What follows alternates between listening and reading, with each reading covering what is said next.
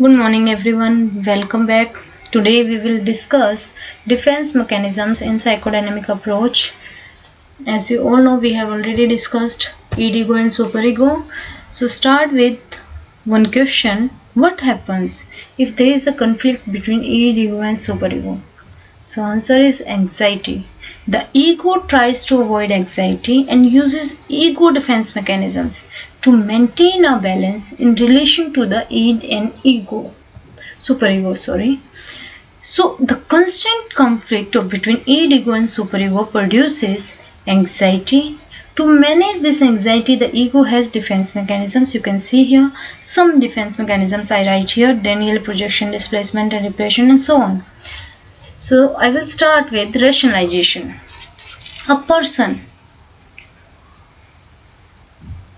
tries to make unreasonable feelings or behavior seem reasonable and acceptable. For example, when a student buys a set of pens after doing poorly in an examination, so she or he may try to rationalize his or her behavior by asserting, "I will do much better with these pens." So here is one more example about rationalization. A student who cheats on a test may say, "I only cheated on a few questions. I know most of the answers." That is rationalization. It occurs when he tells an element of truth but denies the larger truth of the matter. Next defense mechanism is regression. When someone is under a lot of stress, they return to behavior from an earlier stage of development, also known as back journey. Here is one example: a lady regression into adolescent starts to walk, talk, or dress like as her younger self. When a person is confronted to some loss, maybe back journey to a stage which had been more pleasant and successful in his life.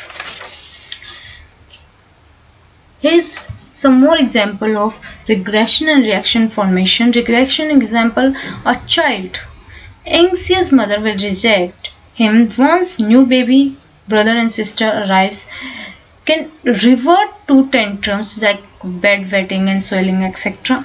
Reaction formation example is here: hiding real feeling by acting in the opposite way, like talking loudly when he or she be nervous.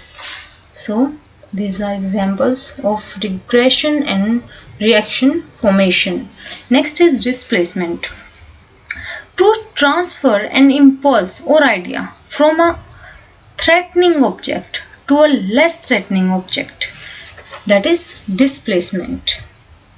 Next is simple denial. Denial involves blocking external events from awareness. If some situation is too much to handle, the person refuses to experience it. Most people use denial in their everyday lives to avoid dealing with painful feelings or areas of their life they don't wish to admit. Here's one example I will give you. A person totally refuses to accept reality. Thus, someone suffering from HIV/AIDS may altogether deny his or her illness. That is example of denial. So today we have discussed some of the defense mechanisms. Rest of the defense mechanisms we will discuss next time. Thank you.